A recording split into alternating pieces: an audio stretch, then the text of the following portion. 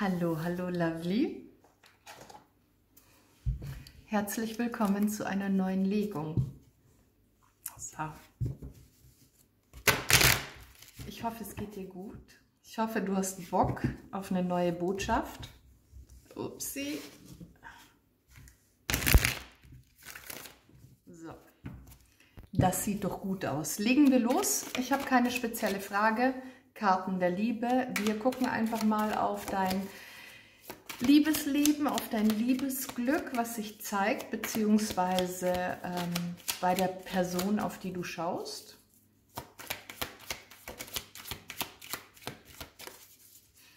Wie ist das Wetter bei dir? Ich bin gerade so ein bisschen gehypt, weil die ersten Sonnenstrahlen, die brechen durch und ich freue mich gerade so auf die Motorradsaison. So, was haben wir hier? Also, Nummer 1, die 63, der Rückzug, und die 68, die Täuschung. Als erste Energie schon mal.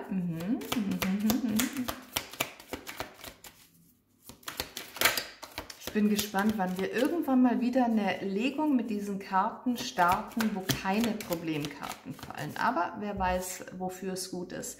Die 69, die Desillusionierung.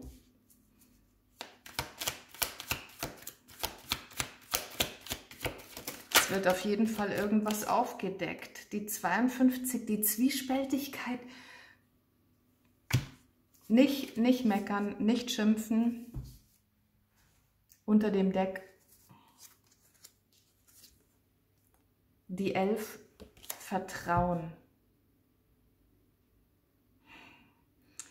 Ich sehe hier echt eine schwierige Situation, eine schwierige Phase für den einen oder anderen, beziehungsweise in deiner aktuellen Verbindung. Nichts ist, wie es scheint.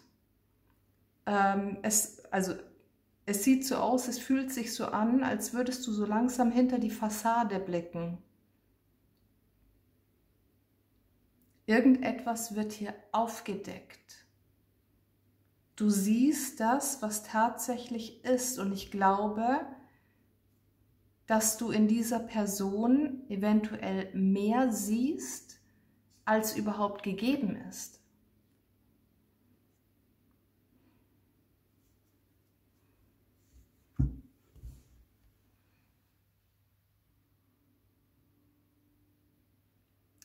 Zwiespältigkeit, Zerrissenheit, Unentschlossenheit. Von wem ist das ausgehend?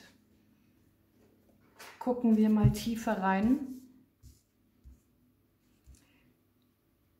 Ich sag's dir gleich, die Energie an sich, dieser Umstand, diese Situation, die ist nicht schön, aber das bringt ganz viel Klärung. Hab Vertrauen, halte noch ein bisschen durch. Ja, es ist eine unschöne Zeit, aber wenn du hier durchhältst, wirst du all deine Antworten erhalten.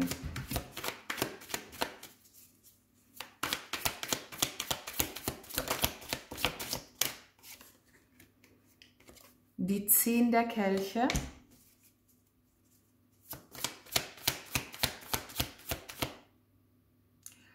Nein.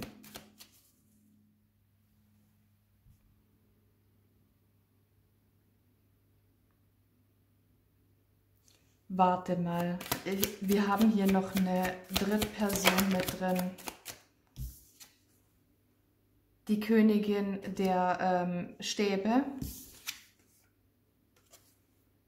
der Teufel, unter dem Deck 6 der Schwerter. Es geht hier um eine Dreierkonstellation. Okay. Also pass auf, wir haben hier eine Dreierkonstellation.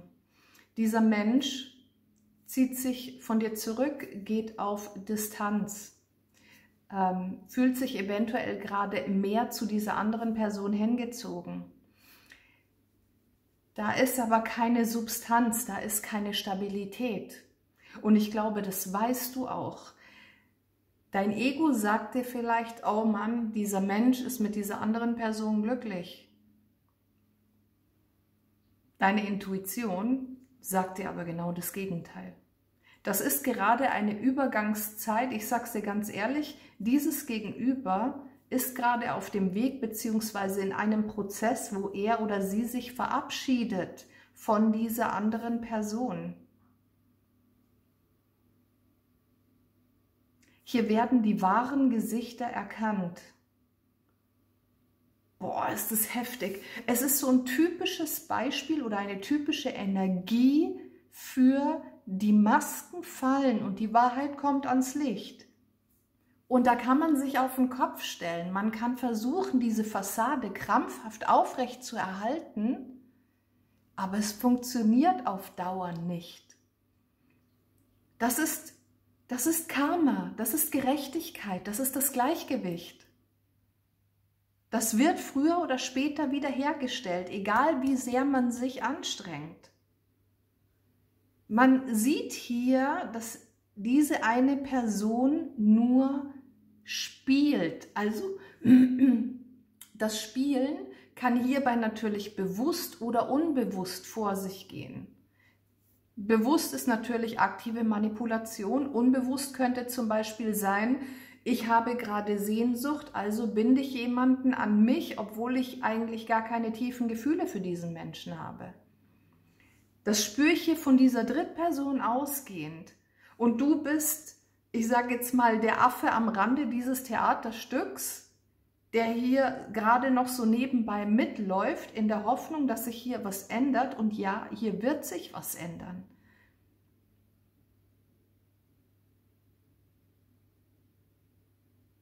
Deswegen sage ich immer, vertraue deiner Intuition, lass einfach mal die Dinge laufen.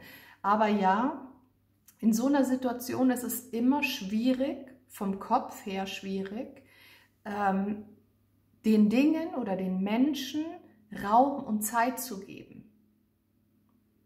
Raum und Zeit für die Entwicklung, dass hier überhaupt etwas ans Tageslicht kommen kann, dass hier überhaupt irgendwelche unschönen Energien aufgedeckt werden können. Aber diese Zeit und diesen Raum braucht man einfach dazwischen. Ich weiß nicht, wie es bei dir war, ob du hier diesen Menschen Raum und Zeit gegönnt hast, gegeben hast, oder ob du immer noch gehalten hast, geklammert hast. Das wiederum würde den Prozess verlangsamen, stagnieren lassen oder halt eben ja blockieren.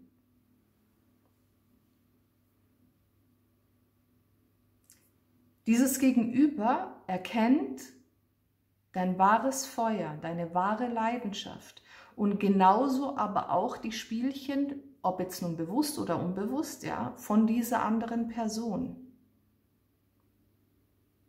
Und erkennt auch hier, dass diese Zerrissenheit, diese Zwiespältigkeit und Unentschlossenheit nur von dieser Energie abhängig waren. Sobald hier die Wahrheit aufgedeckt ist, sieht man klar. Hab Vertrauen, dass dieser Mensch sich löst. Hab auch Vertrauen, dass du dich löst von all diesen negativen Energien. Wir haben hier zwei verschiedene Reisegruppen, okay? Spür dich da bitte rein. Zum einen haben wir hier eine Dreierkonstellation, das ist die kleinere Gruppe, wo du einfach erkennst, du warst verliebt in einen Menschen, der niemals für dich bestimmt war. Warum auch immer dieser Mensch in dein Leben getreten ist, was auch immer er dir hier mitteilen musste, das ist hier anscheinend oder kommt hier zum Abschluss. Du erkennst, dass du für jemanden etwas empfunden hast, der dir nur ein Wegweiser war. Und du kannst dich hier jetzt loslösen von all diesem Ballast, von all diesen Täuschungen. Du kannst für dich alleine weitergehen. Und für die andere Reisegruppe bedeutet das hier die Loslösung von dieser Drittperson, damit ihr als Paar oder als Verbindung euren Frieden finden könnt und darauf aufbauen, ein neues Fundament erschaffen für euch beide.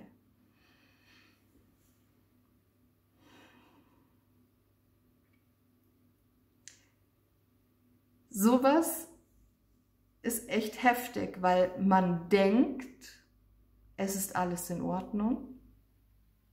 Und zack, bumm, kommt das Leben und sagt, nee, das gehört nicht.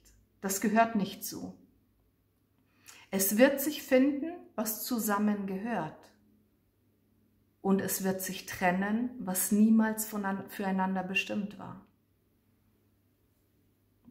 Boah, ist das eine krasse Energie. Bam. Ja.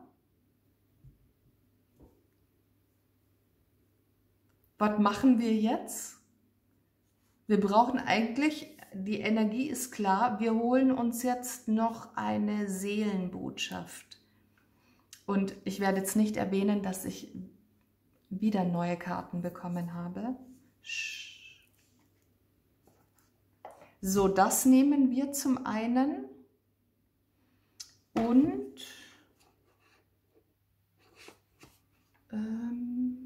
warte mal. Ja. Okay, fangen wir mit denen hier an.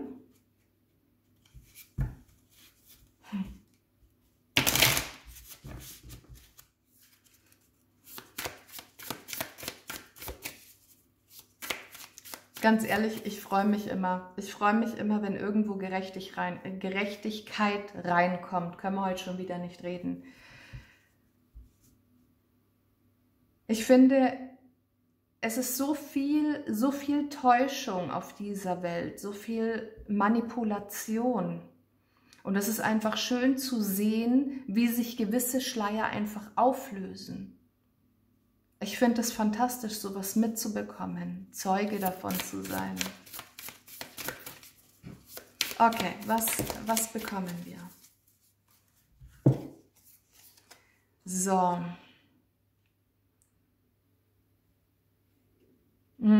Okay.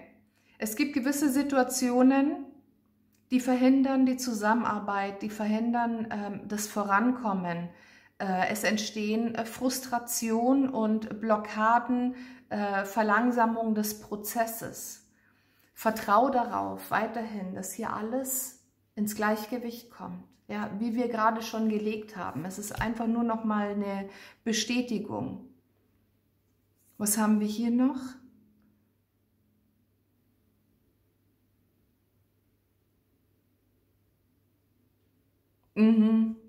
Vertrau auf deine Intuition, tu das, was dir gut tut, sei kreativ, schaffe dir neue Projekte, falls du nämlich hier und da Probleme damit hast, diese Energie, Zeit und Raum zu geben.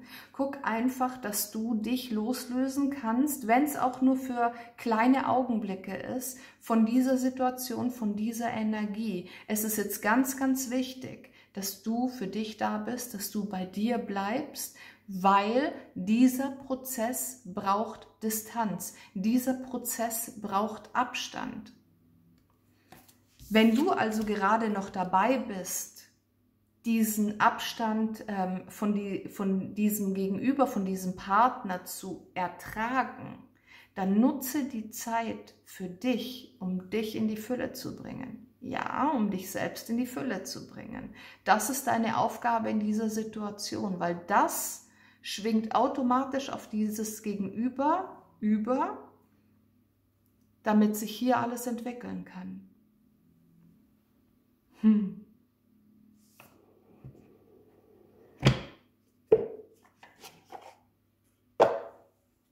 So, nächste Seelenbotschaft. Werde kreativ. Schaffe dir deine Realität. Wie, wo, was? Jeder hat so seine eigene Dynamik, seine eigene Handhabung. Deswegen möchte ich jetzt nicht unbedingt Tipps zur Manifestation von irgendwas geben, weil bei den einen oder anderen artet das dann in Manipulation aus und das will ich auf keinen Fall. Deswegen fühl dich da bitte selbst in dich rein, schau, wie deine Situation ist und schau, wie deine Form von Manifestation aussieht.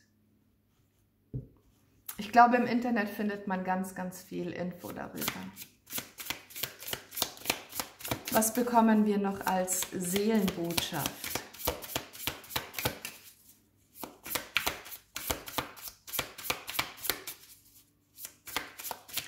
Da siehst du mal, wie sehr etwas auf den ersten Blick täuschen kann. Ja, wir haben hier als erstes 4 Problemkarten bekommen, die eigentlich ziemlich unschöne Energien aufweisen und wie gut dann das Ergebnis ist, beziehungsweise in welche Richtung sich sowas entwickelt. Deswegen ist es manchmal ganz gut oder eigentlich immer ganz gut, wenn der ganze Mist an die Oberfläche kommt, wenn alles gleich mal rauskommt und man kann damit arbeiten. Oder es kann arbeiten. Die Energie an sich. Oh, was hat sich umgedreht? Ich kann deine Präsenz fühlen, trotz unserer Distanz, trotz dass wir auseinander sind. Das ist das, was ich gesagt habe. Nimm dir die Zeit für dich. Innerhalb dieser Dreierkonstellation, wenn dieser Mensch sich gerade zu dieser anderen Person, zu dieser Drittperson hingezogen fühlt, beziehungsweise wenn es hier gerade gewisse Dinge gibt zu klären, steck nicht gleich den Kopf in den Sand. Du hast diesen Menschen hier noch nicht verloren. Du kannst ihn auch gar nicht verlieren, wenn ihr zusammengehört. Diese Energie, diese Situation zwischen deinem Gegenüber und dieser Drittperson braucht gerade Raum und Zeit, um hier einen Abschluss zu finden. Und egal, was du tust, dieser Mensch spürt dich trotzdem, deine Präsenz, deine energetische Anwesenheit.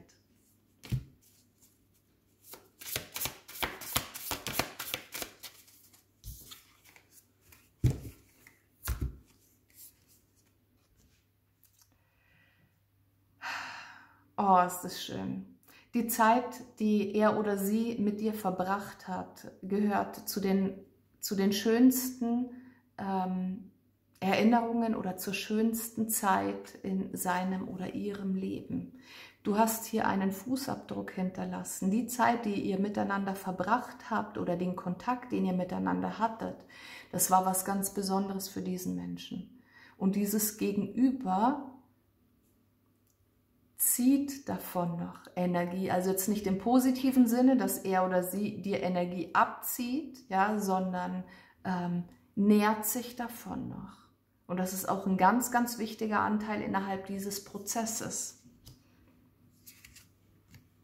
Unter dem Deck, du bist mein Licht in der dunkelsten Zeit.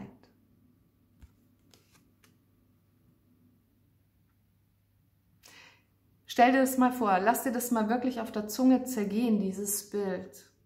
Dieser Mensch ist auf Distanz, nimmt Abstand von dir, um mit dieser Drittperson noch die letzten Dinge zu klären.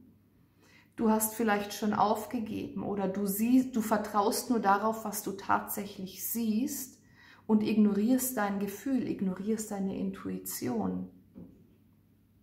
Und dann, wenn dieser Prozess abgeschlossen ist, bekommst du plötzlich raus oder zeigt sich das, dass dein Ego komplett falsch lag.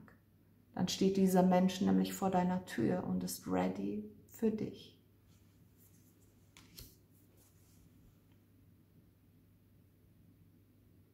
Ja, dem ist nichts mehr hinzuzufügen. Alles Liebe, bis zum nächsten Mal.